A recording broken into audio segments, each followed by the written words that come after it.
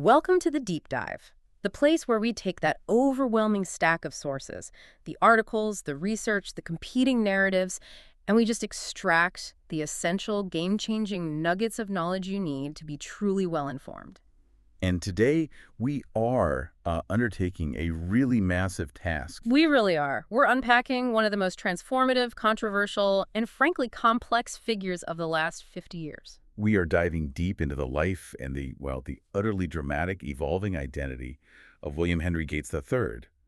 This is a man whose influence is just everywhere. Right, it really is. From the operating system probably running on the device you're listening on to the future of global vaccine policy. He didn't just participate in the microcomputer revolution. He made sure it happened his way. And his public image has had this incredible arc. He went from being that quintessential tyrannical technocrat of the 1990s. Right, the robber baron of Silicon Valley. Exactly, to the huggable billionaire techno-philanthropist of the early 2000s.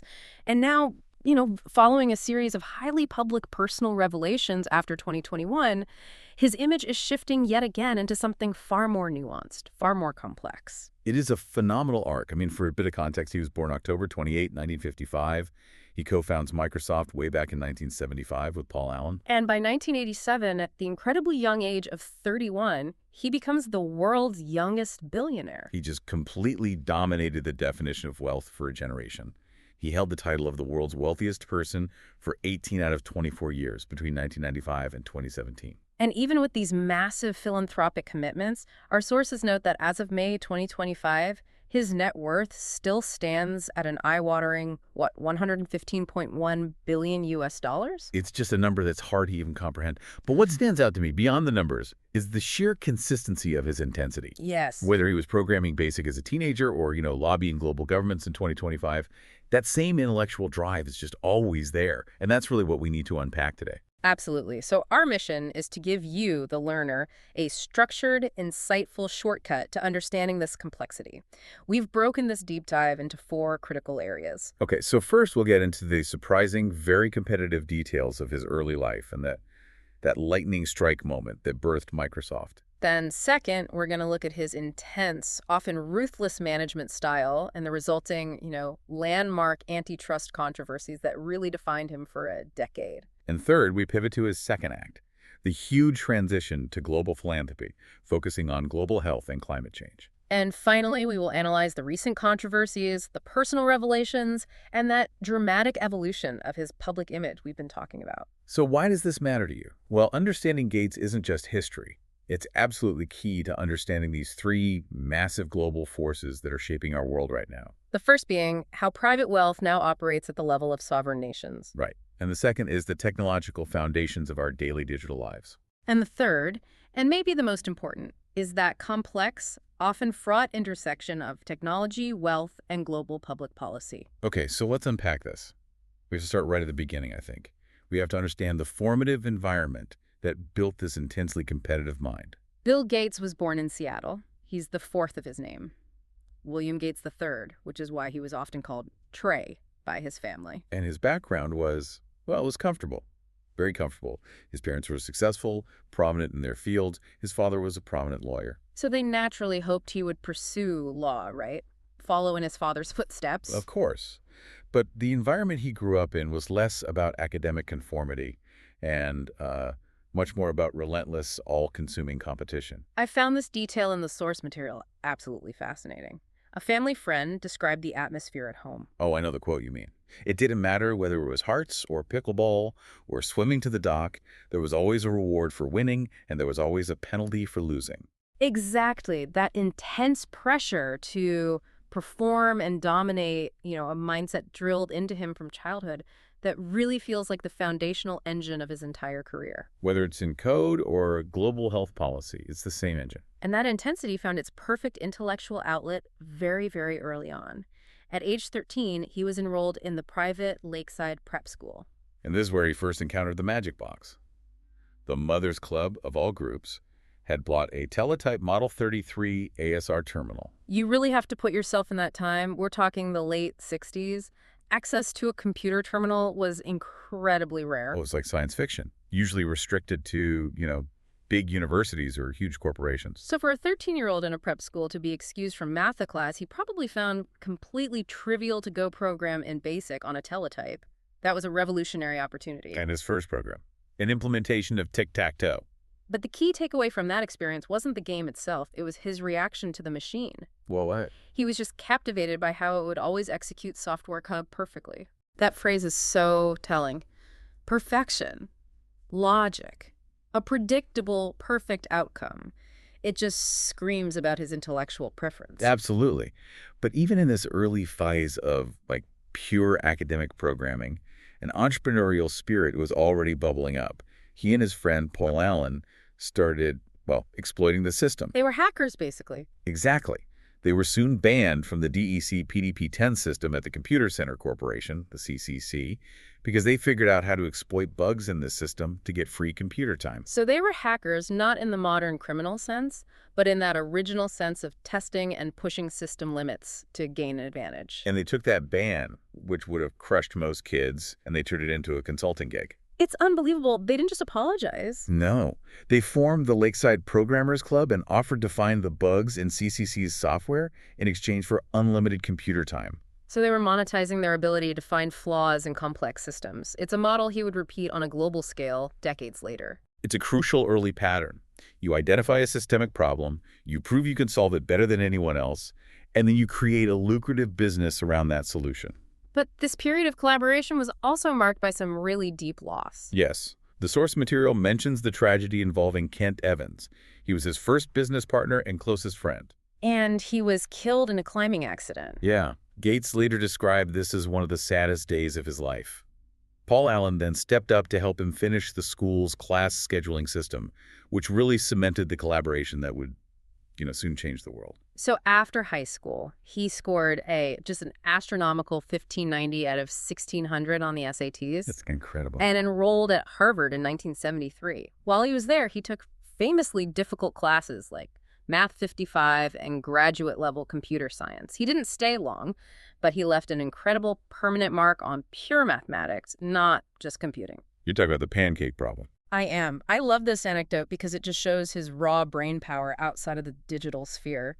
Can you break down the significance of that problem? Sure. It's a combinatorics problem. Yeah. Essentially, a logic puzzle about the minimum number of flips required to sort a stack of pancakes of different sizes if you can only use a spatula to flip a section of the stack. It sounds kind of silly, but it's a deep, unsolved mathematical challenge. It is. And Gates devised an algorithm for pancake sorting that was so efficient, it held the record as the fastest version for over 30 years. 30 years. For over 30 years. And it was only surpassed by an algorithm that was incredibly only 2% faster. This wasn't software. This was abstract, pure intellectual genius. It just demonstrated his unparalleled capacity for pattern recognition and optimization. It's the highest proof of concept for the mind that would soon launch Microsoft. And that launch was entirely predicated on the vision he and Paul Allen shared when they saw the MIT's Altair 8800 microcomputer on the cover of a magazine in 1975. The Altair was the turning point. It was everything. Gates and Allen instantly recognized that the future wasn't mainframes. It was personalized software running on these cheap new microcomputers. And they realized that someone needed to supply the basic language for these machines. And this leads us directly to the famous Microsoft bluff. Yes. So Gates calls up Menmans, the company that made the Altair, and he brazenly claims that he and others are already working on a basic interpreter for it. Yeah, but they had nothing. Nothing. Crucially, they didn't have the code. They didn't even have an Altair to test it on. They had to frantically develop an Altair emulator on a mini computer and then write the actual basic interpreter in a matter of weeks, just working day and night. And the demonstration. The demonstration, which involved flying across the country and just hoping the code actually ran on the real machine for the first time, was a massive success. This urgency and aggressive confidence led directly to the deal for Menmans to distribute Altair Basic. They called their partnership Microsoft, later dropping the hyphen. And Gates drops out of Harvard shortly after in 1976. Ostensibly, he was on leave, but the truth was, he already saw the future. And this is where the first real serious business conflict comes up, the issue of intellectual property. When he discovered a pre-market copy of their Altair Basic had leaked and was being widely copied by computer hobbyists, he did not mince words.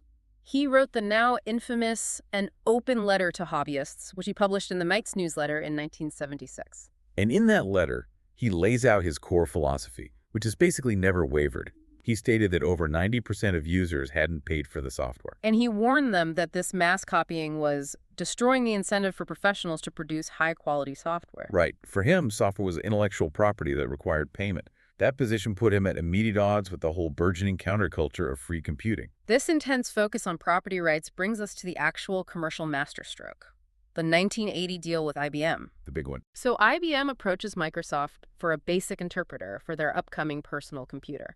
But IBM also needed an operating system. And Gates, very shrewdly, refers them first to another company, Digital Research, who made the established operating system at the time, CP/M. But those negotiations fell through. They stalled. And so IBM came back to Gates. This was the moment that changed the history of computing. Gates quickly proposed using something called 86-DOS, an operating system that a small company, Seattle Computer Products, had developed. It was structurally very similar to CP/M. The genius here isn't just that he found the OS, it's the way he structured the deal. Microsoft adapted 86-DOS into PC-DOS and delivered it to IBM for a one-time flat fee of $50,000. Which sounds like a pittance for the operating system that would drive the next decade of computing. It sounds insane. It was. But here's the $50,000 masterstroke. Gates insisted on retaining the copyright. And, critically, he retained the right to license the operating system, which they would call MS-DOS, to non-IBM computer makers. Because he correctly anticipated that other companies would clone the IBM PC hardware. Which IBM inadvertently encouraged. But those clone makers would all need a legal operating system. Exactly. So because Microsoft retained the rights, when the PC clone market just exploded, MS-DOS became the de facto industry standard. And Microsoft, not IBM, controlled the heart of the entire emerging computer ecosystem. So IBM made the box, but Bill Gates owned the soul of the machine. He owned the software standard. That single move transitioned Microsoft overnight from a successful small software company into the powerhouse that would dominate the entire computing landscape. And it set the stage for the intense, often brutal command and control culture that defined the next 2 decades. The shift from visionary programmer to ruthless executive was incredibly rapid. When we talk about the early days of Microsoft, Bill Gates was the ultimate micromanager, driven by that same search for perfection we saw in the teletype anecdote. It's hard to even imagine. For the first 5 years, the source material says he personally reviewed and often rewrote every single line of code the company produced. That's just an impossible workload. It's impossible for a CEO of a growing company to do. Yeah. But he did it. He did it because he believed he was the only one who could ensure the perfection of the product. And he was still coding for a long time after that, right? Oh, yeah. Even as he transitioned away from daily coding, he was still writing code that shipped with products as late as 1989. The company culture, therefore, wasn't just corporate. It was an extension of his personal, uncompromising intellectual standards. But the management style that came with this hyper-intensive perfectionist focus was, well, it was absolutely notorious. He had a reputation for being distant and often verbally combative in meetings. We aren't talking about gentle pushback here. Not at all. The anecdotes are legendary. They paint a really vivid picture of intellectual combativeness. I mean, can you imagine interrupting a presentation an employee worked weeks on, with a simple cutting line like, "That's the stupidest thing I've ever heard." Or the even more brutal one, why don't you just give up your options and join the Peace Corps? It's just devastating. The environment was designed to test and break down ideas and, often the people presenting them. There's that specific anecdote about the infamous F count, which really drives home the culture of constant high-pressure review. Yes, the former employee Joel Spolsky recounted attending a review meeting in the early 90s where one employee's sole terrifying job was to keep an accurate tally of how many times Gates swore during the meeting. And the low score was what? Spolsky noted that a score of 4 was considered low. It meant Gates was having a mellow day. A mellow day. Wow. But the reason for this intensity was clear. Gates himself was just so intellectually rigorous. He would reportedly read a 500-page technical specification and write comprehensive notes on every single page in a single night. So you couldn't get anything past him? You couldn't bullshit him for a minute because he was a programmer. He knew the code better than you did. That kind of intensity creates an incredible pressure cooker.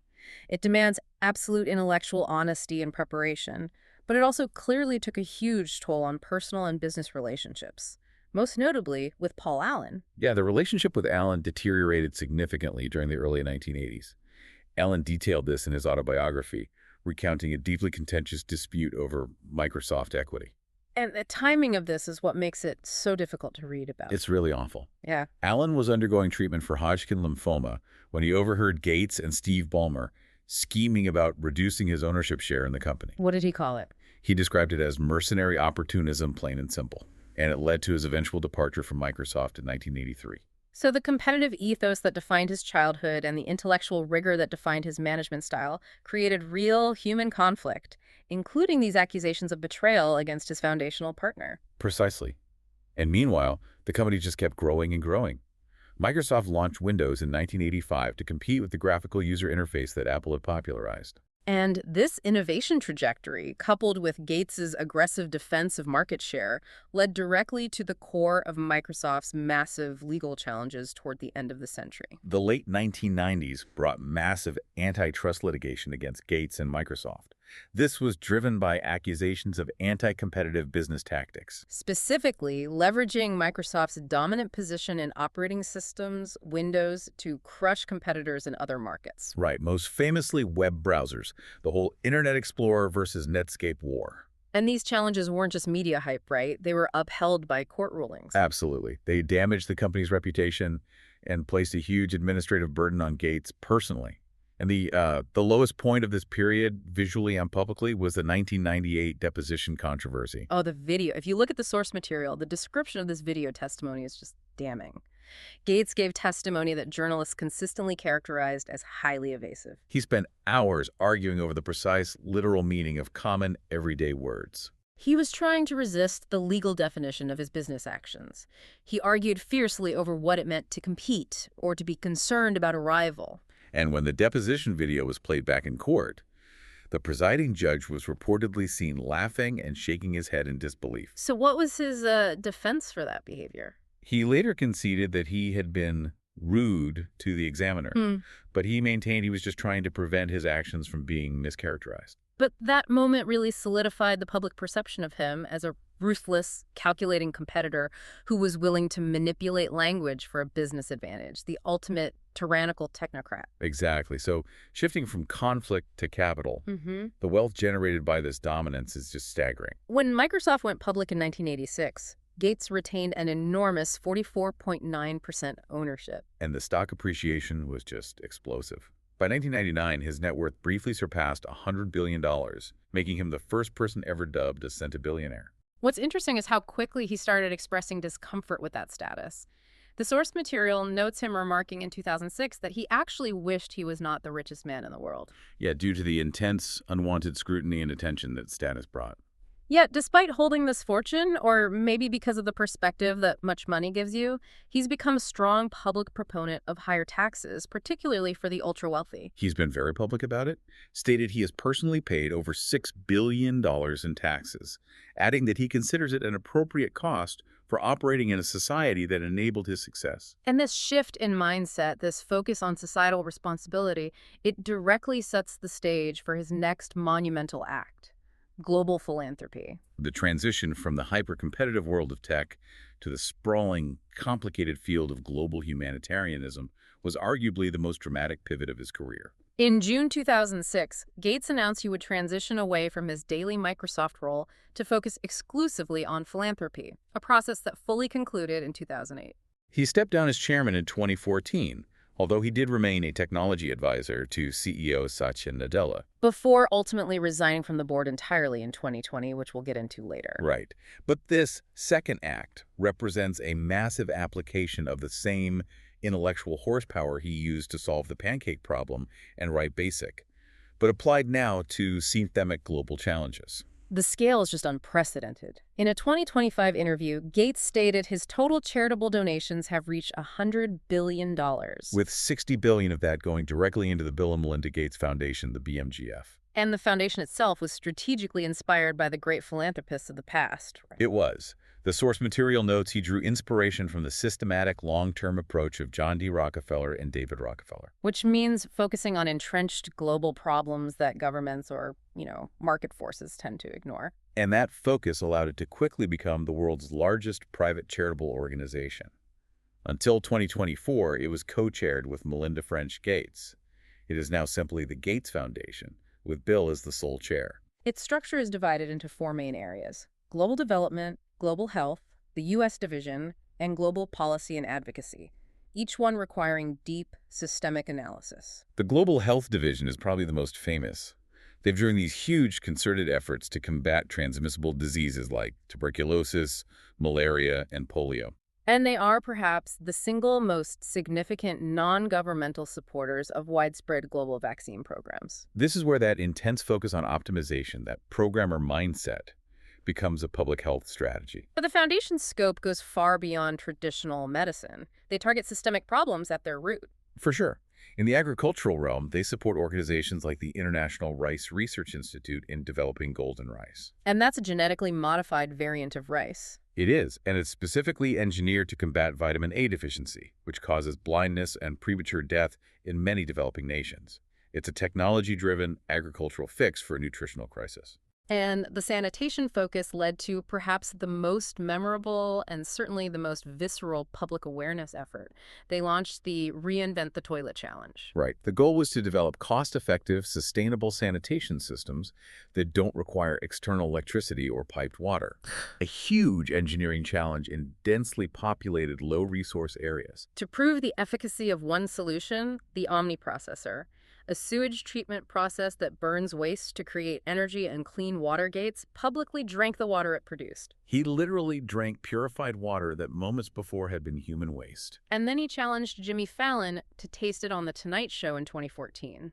It's an incredibly potent, if a little gross way to demonstrate success and draw attention to critical, often unglamorous problems that affect billions of people. This willingness to use his visibility for impact is constant. However, the sheer size of this charitable endeavor, with its massive endowment, has drawn significant scrutiny over its financial mechanisms. Specifically, the foundation faced criticism back in 2007 from the Los Angeles Times. I remember this. They were criticized for investing its massive assets in companies accused of worsening the very problems the foundation seeks to solve. Companies tied to pollution, poverty, or pharmaceutical firms that didn't sell their drugs affordably in developing nations. And this highlights a persistent tension. How do you reconcile maximizing investment return, which is what funds the grants, with the foundation's humanitarian mission? So what was their response? The foundation announced an initial review following the criticism, but ultimately canceled it. They maintained the policy of investing for maximum market-driven return, arguing they prefer to use their shareholder voting rights to influence corporate practices rather than restricting their investments based on social criteria. So a pragmatic, business-first approach to funding charity. Exactly. Beyond the foundation, Gates also played a pivotal role in changing the philanthropic landscape for the ultra-rich. He co-founded the Giving Pledge with Warren Buffett in 2010. The Giving Pledge commits billionaires to give away at least half their wealth either during their lifetime or in their wills. And it's really normalized and maybe even pressured the world's wealthiest individuals to make these massive commitments. And his personal commitment goes far beyond the pledge's 50% minimum. He and his ex-wife plan to leave their 3 children only $10 million each. Which, relative to their net worth, is basically nothing. It means committing to giving away approximately 99.96% of their wealth. He even reiterated this position in 2025, confirming his children would inherit less than 1% of the total. His stated goal is clear and dramatic. He plans to give away virtually all of his wealth, with the ultimate hope of eventually move off of the list of the world's richest people. It's a real philosophical statement that great fortune should be recycled into systemic solutions rather than perpetuated through dynastic wealth. We also see his personal giving reflected in specific academic donations to institutions like MIT, Stanford, and Carnegie Mellon. And for a slightly lighter note on his charitable persona, we shouldn't forget his participation in charity sports events. That's right. The public persona was really enhanced by his participation in the Match for Africa tennis events with Roger Federer. Across 2 matches in 2017 and 2018, these events alone raised over $4.5 million. It shows a highly successful effort to align his personal brand with high-profile, globally recognized efforts.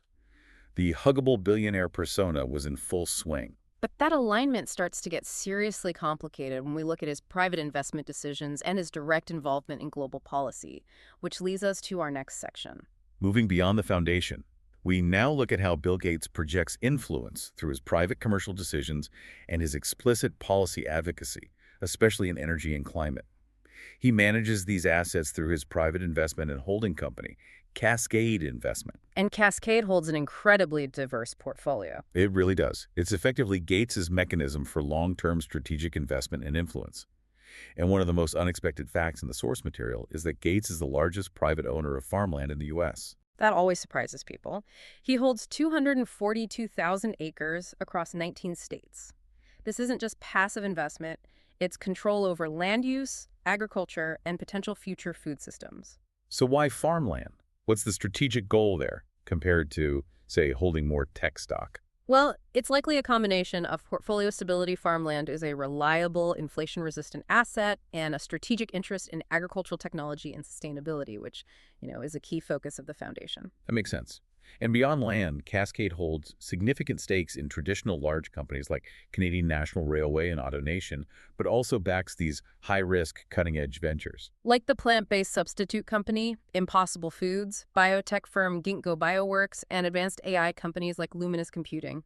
It's a portfolio designed to influence essential global infrastructure and the future of bio and clean technology. His focus has shifted dramatically toward future-forward, high-impact technology, particularly in clean energy. He's the founder and chairman of TerraPower, an initiative that just epitomizes his belief in technological solutions over incremental changes. So what is TerraPower actually developing? They're developing next-generation nuclear reactors, specifically something called natrium reactor technology. It's high risk, it's expensive, and it's designed to address the intermittency problem of renewables by providing steady, carbon-free baseload power. So they're taking a big swing. A huge swing. They are planning a demonstration project for a sodium reactor in Wyoming, partnered with Warren Buffett's Pacific Corp. This is Gates putting his money on a long shot, but potentially revolutionary energy solution. And this feeds into Breakthrough Energy, another initiative where he tries to move the market. Exactly. Breakthrough Energy is crucial because it's designed to fund high-risk, clean energy startups that require a 10 to 20-year horizon for a return on investment. The kind of startups venture capital typically avoids because the payoff is just too distant. Right. So Gates is trying to fill that funding gap for technologies that might solve climate change decades down the line. This technological solutionism extends even further into areas that are far more controversial, like geoengineering. Gates provided $12 million for ScopeX, an academic sun-dimming geoengineering venture. Geoengineering, or solar radiation management. It's essentially a high-tech planetary intervention designed to reflect a small percentage of the sun's energy back into space to temporarily reduce global temperatures. It's extremely controversial. The idea of manipulating the global climate system comes with all sorts of unpredictable side effects. But this investment underscores his core belief. When facing existential problems, every technical solution must be explored, regardless of how radical it seems. And this focus defines his stance on climate change policy. He consistently urges massive investment in R&D and innovation over, say, divestment campaigns or immediate systemic behavioral changes. He views innovation as the real driver of progress necessary to make clean energy cheaper than fossil fuels. He led the International Mission Innovation Initiative, where 20 countries pledged to double their R&D on clean energy. What's fascinating, though, given his history of arguing against government regulation, is his direct political advocacy now. He strongly supported the U.S. Inflation Reduction Act of 2022. He called it potentially the single most important piece of climate legislation in American history, and the support wasn't passive. No, the sources note he personally levied key senators like Joe Manchin to secure its passage. This shows a massive transition. He went from the CEO who argued against software regulation in 1998 to a global policy advocate actively lobbying for huge governmental intervention in 2022. But this technological solutionism draws sharp criticism, and rightly so. Critics point to the inherent contradictions, most notably his substantial stake in Signature Aviation, a company that services private jets, which are notoriously high emission. It creates a clear optics problem. Critics argue that his approach is structurally flawed if it allows the wealthy to continue high-emission lifestyles while relying on distant, high-risk technological fixes to solve the problem for everyone else. And this friction really came to a head in October 2025 with the infamous climate memo controversy. This caused a massive stir. Gates issued a public statement arguing that while climate change is a severe problem, it does not pose an existential threat to civilization. And he argued that capital money would be better spent addressing immediate issues like poverty and infectious diseases. That triggered an immediate and furious backlash from prominent climate scientists. How did they frame their opposition? Scientists like Michael E. Mann and Katherine Hayhoe countered that Gates was presenting a false choice. They argued that suffering from poverty and disease is already being directly exacerbated by climate change. Through resource scarcity, extreme weather, altered disease vectors. Exactly. Hayhoe offered a powerful metaphor, saying, climate change is not a separate bucket. The reason we care about climate change is that it's the hole in every bucket. That is a deep philosophical divide. Gates sees climate as an engineering problem to be fixed later, after humanitarian crises are addressed, while critics see climate as the foundational crisis that's accelerating all the other ones. And Gates quickly defended his position. He called the reaction a gigantic misreading and affirmed that he would increase funding for both climate and health. But the controversy revealed how deeply his policy positions are scrutinized and how much influence his singular voice carries. Let's touch on his other major policy stances, starting with his role during the pandemic. Because of the foundation's long-standing focus on global health, Gates was widely treated as a media expert during COVID-19, despite having no formal medical training. Right. His foundation established the COVID-19 Therapeutics Accelerator to hasten the development and deployment of treatments. This was the foundation leveraging its expertise and network for immediate impact. But this influence also led to another controversial stance: his opposition to the TRIPS waiver for COVID-19 vaccine patents. For our listeners, can you briefly explain what the TRIPS waiver was and why his opposition was so significant? The TRIPS waiver was a proposal at the World Trade Organization to temporarily suspend intellectual property protections patents for COVID-19 vaccines. The aim was to allow poorer nations to manufacture generic versions more quickly. And Gates opposed it. His reasoning was completely consistent with his 1976 letter on BASIC. How so? He argued that the real constraint wasn't intellectual property, but rather practical operational hurdles. Specifically, maintaining manufacturing safety protocols and ensuring facility transfers were done correctly. He believed temporarily suspending patents would not solve the problem and would harm the long-term incentive for pharmaceutical innovation. So the same philosophical defense of intellectual property that helped him dominate the software world resurfaced decades later, applied directly to life-saving global medical technology. It's the perfect synthesis of his life's philosophy. Protect the innovators' rights because they are the engine of progress.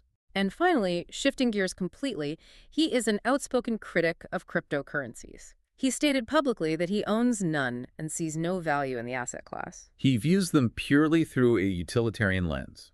He says that cryptocurrencies provide no valuable output, contribute nothing to society, and pose a clear danger to smaller investors.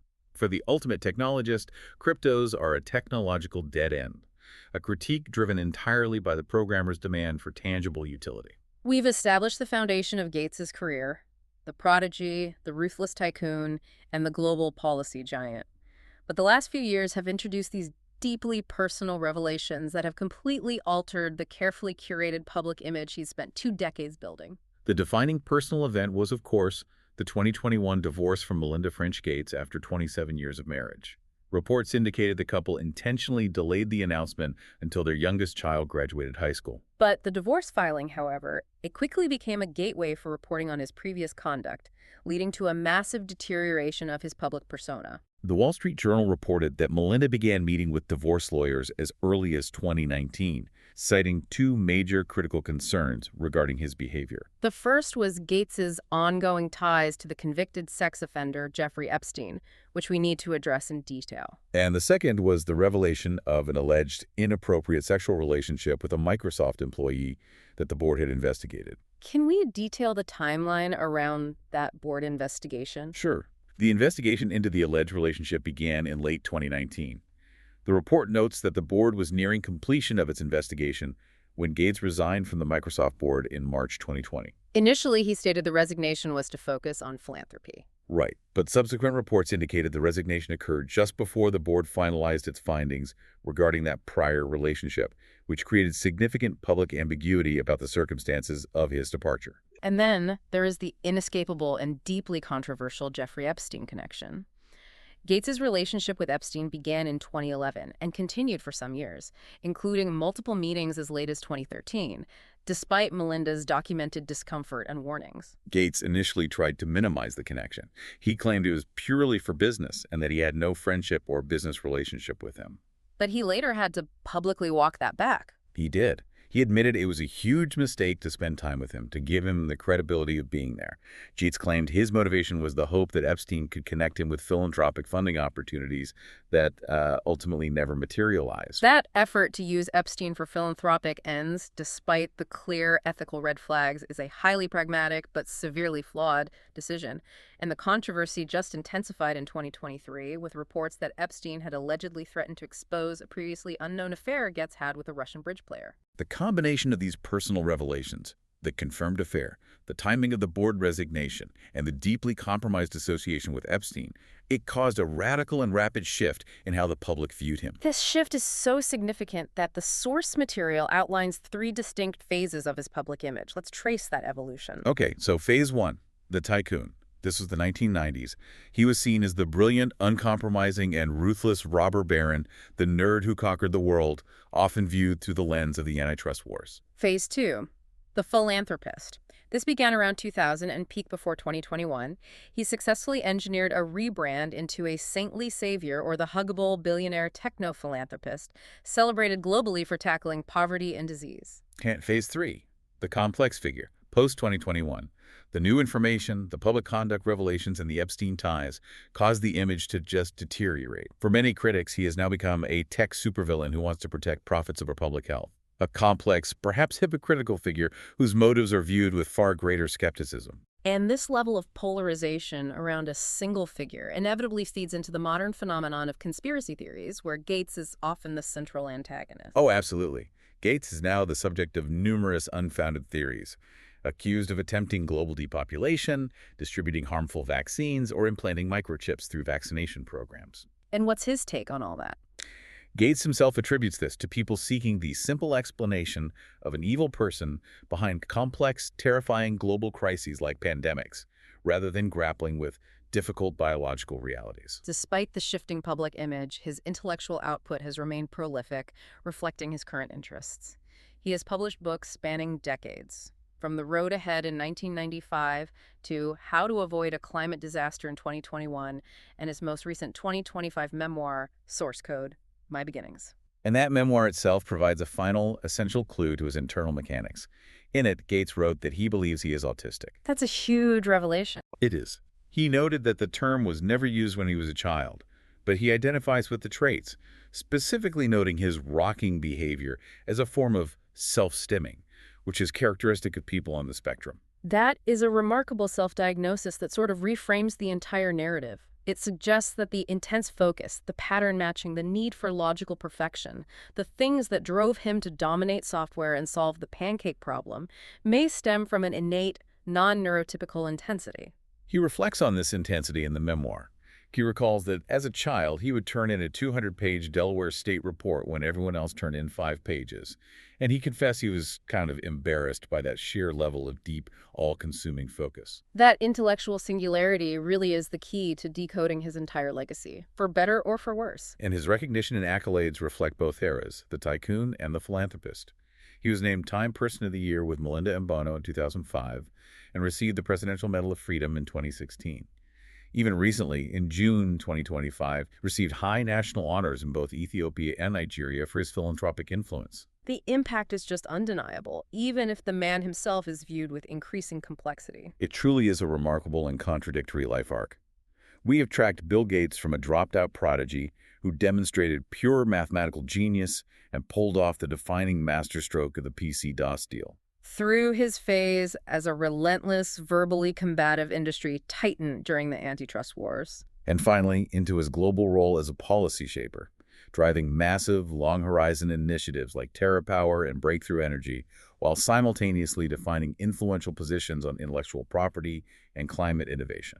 And his commitment to giving away his fortune remains the stated goal. He intends to give away virtually all of his wealth and hopes to eventually move off of the list of the world's richest people. But the complexity introduced by his aggressive management history, the divorce, the board investigation, and the Epstein ties, means his legacy will always be scrutinized through a deeply polarized and critical lens. So, we leave you with this final provocative thought for you, the learner, to consider. We've established that Bill Gates is fundamentally defined by his relentless pursuit of pattern matching.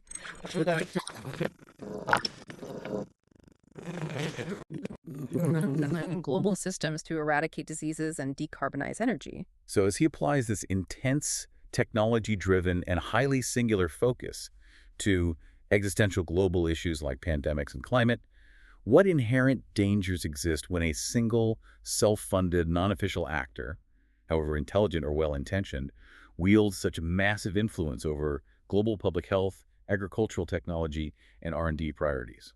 Is the sheer scale of his private technological approach a necessary force for progress in a world that moves too slowly?